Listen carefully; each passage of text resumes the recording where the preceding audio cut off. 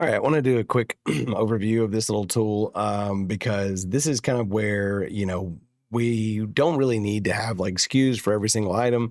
Obviously, things like that because there's so many custom members, you just can't have that. And we're constantly adding things, the parameters change, customers get, new, it's just very difficult to have like a SKU for every single one. So we have this kind of tool to make custom members.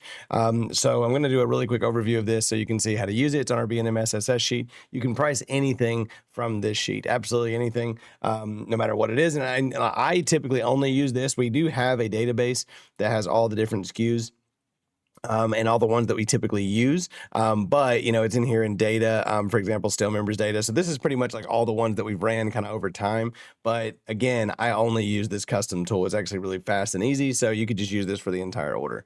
And if you use this along with that form that we sent out, the order form, it's really easy to get a quote and kind of put the line item in QuickBooks. So I'll show you exactly what this looks like. So if you go to custom, coil, so it's called Coil Width Custom Members and Allocation. So this is the tool, and like I said, it's used, someone's using it right now, so it's actually used very, very commonly. I'll show you kind of how this thing works. So what you need to do is first just anything in blue, just like all of our tools on B&M SSS, anything in blue you can edit.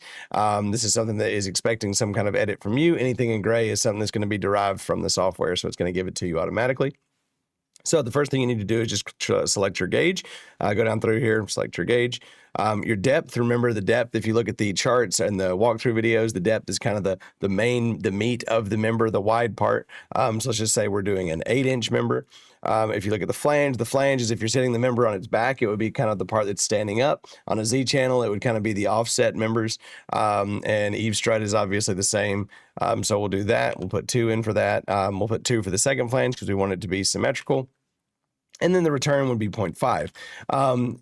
Now this tool will automatically detect what kind of member you're doing based on what values you put here. So for example, since we have all of these added in, it knows that this is a C channel or what we call an S member, right? So your member name, what you could put in QuickBooks would be right here. So I'll go through each of these. The number of bins is just how many bins is in that member, obviously 4 for C channel. Bend allowance is going to be how much per bend we're taking out of the metal because we're bending it. Bend reduction would be how much smaller the metal will be from the coil width, from the ideal girth. So the coil width that you need, this is the coil width will be the one that you need to run this member, which is 12.47. The member is a stud. It automatically grabs that based on that we have all these filled out. Then your member name would be 8S2-68. This will work just fine. Like I said, this could kind of be like your SKU for this order. If you have an 8S2-68, then it's going to it will detect this just fine, and then like our guys would know exactly what that is. Or you could always just put out 8-inch C channel, 8x2, whatever. The 14 gauge, again, there's the width in millimeters, so it has everything pretty much here. And then down here is the most important thing you probably need, which is the cost per foot and the retail. So this is how much we are charging. This is how much that member is costing us to run. So this is, like I said, very, very easy tool to use. If you want to do a track, you would just do 0 return. Obviously, there's no return on a track. That's fine. Let's see. You gotta be kidding me.